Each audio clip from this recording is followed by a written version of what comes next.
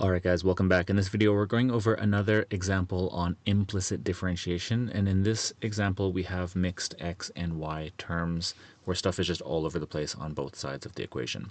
So what we want to do here is we want to differentiate both sides with respect to x and go through this just one term at a time. So the derivative of x to the power of 3, we just use the power rule here, so this is just going to be equal to 3x to the power of 2.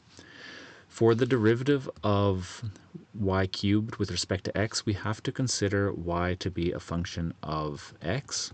And then we're going to apply the chain rule to this term to take the derivative of the outside of the function multiplied by the derivative of the inside of the function. So the derivative of the outside of the function is going to be found using the power rule, so that will be 3y squared.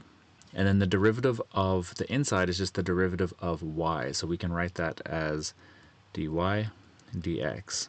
And then moving on to the right hand side of the equation, we want to bring that 6 out. So we're going to be left with 6 times the derivative of x times y. And this is actually a product rule problem, so this is going to be equal to 6 times x prime times y plus x times y prime. Now if we work through this step by step, the constant will stay at the beginning. X prime is the derivative of x, which is 1 times y. And then over here in the second term, we have x times the derivative of y. So we can either just write that as y prime, or we can write it as dy dx. So we can bring this over here to the right hand side. So this is just going to be y plus x times dy dx. Alright, so let's just distribute that 6 across the right hand side.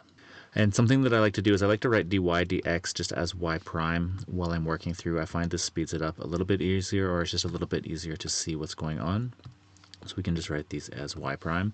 Then what we want to do is we want to grab all the y prime terms and bring them over to the one side. So we'll have 3y squared times y prime minus 6x y prime. And we'll put everything else on the right hand side. So that's going to be 6y minus 3x squared. Now we just want to factor out the y prime, so we'll have y prime is equal to 3y squared minus 6x equals 6y minus 3x squared. And then we can divide both sides by 3y squared minus 6x, and so we'll just get y prime is equal to 6y minus 3x squared all over 3y squared minus 6x. Now we can clean this up a little bit. We can multiply the right hand side by unity, and I'm going to multiply the top and the bottom both by a third.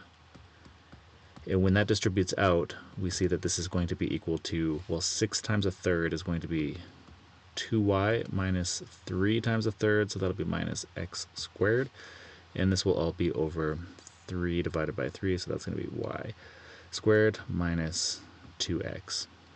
And depending on the notation that you want to write or your professor is asking for, you can either write this as y prime equals that, or you can also write this as dy dx is equal to 2y minus x squared all over y squared minus 2x, and that would be the final answer for what is the derivative of the original function.